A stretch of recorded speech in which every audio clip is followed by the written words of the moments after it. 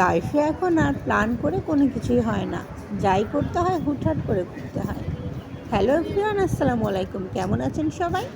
আজ হুট করেই চলে গেলাম বাইরে বাচ্চাদের নিয়ে, কলিগদের সাথে। খুব সুন্দর একটা জায়গা, মেবি ফুড পার্ক জায়গাটার নাম, একটা রুফটপে। রাতের ভিউটা আরো ভালো হয়। নেক্সট টাইম রাতে আসবো। বাবা এদিকে আসো। আমার মামাতো বোন, ও প্রায় 3 বছর ধরে আমার সাথে আছে। এখন আর বাড়ি যেতে চায় না, কিন্তু ওর বাবা একটু অসুস্থ, মেয়েটাকে দেখতে চাচ্ছে।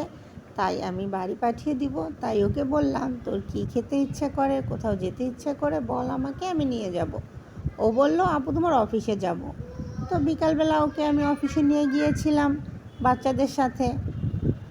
তো অফিস কলিগরা বলল, যেহেতু বোনটা চলে যাবে আর আর বাচ্চারাও আছে, ওদের নিয়ে কোথাও যাওয়া হয় না, অফিস ছাড়া আসলে আমি ওর বাচ্চাদের কোথাও নিয়ে যেতে পারি না। তাই যাক, ভালোই হলো, সবাই মিলে ঘুরতে যাওয়া হবে।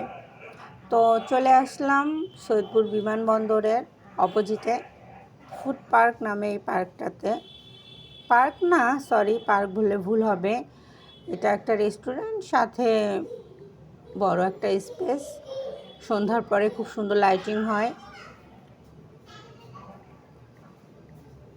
আমার মনে হয় সন্ধ্যার পরে না এসে এখন এসে ভালো করছি। বাচ্চাটা খুব এনজয় করতেছে, ফাঁকা জায়গা, কোনো লোকজন নাই।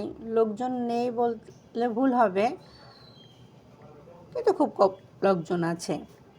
তো বাচ্চাটা খুব মজা করছে। বাচ্চাদের খুশি দেখলেই ভালো লাগে। খুব এনজয় করছে বাচ্চাটা। 2-1 জন লোক আছে রেস্টুরেন্টের ভিতরে। বাইরে যেহেতু এখনও হালকা রোদ আছে, হালকা হালকা গরম, তো সবাই রেস্টুরেন্টের ভিতরেই আছে। সন্ধ্যার পরে বাইরের লোকজনটা একটু বেশি হয়, লাইটিং হয়, ঝর্ণার পানি আছে।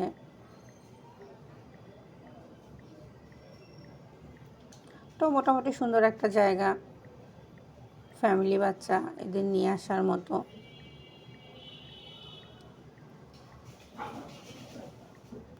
বাইরে বড় একটা গাছ দেখতে পেলাম, লাল লাল ফল।